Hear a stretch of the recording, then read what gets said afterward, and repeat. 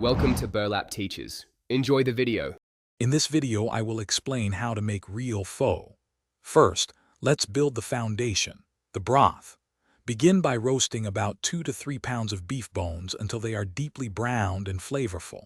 While the bones roast, char 1 large onion and a 3-inch piece of ginger directly over a flame. This step adds crucial depth and aroma to your pho.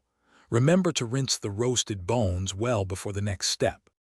Now let's infuse our broth with incredible aromatics. Gently toast 2 star anise, 1 cinnamon stick, and about 5 cloves until fragrant.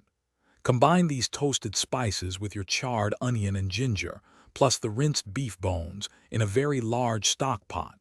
Cover everything with 6 to 8 quarts of cold water. Bring it to a gentle simmer, skimming any foam that rises to the surface.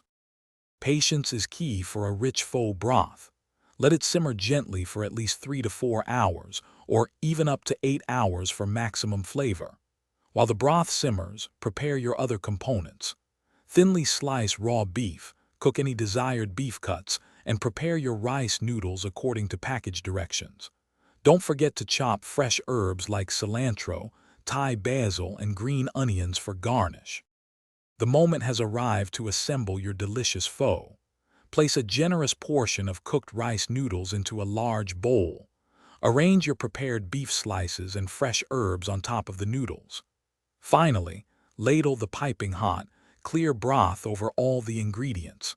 Serve your pho immediately with fresh lime wedges, bean sprouts, and a side of chili sauce for an authentic experience. Thanks for watching. Consider subscribing if this video helped you.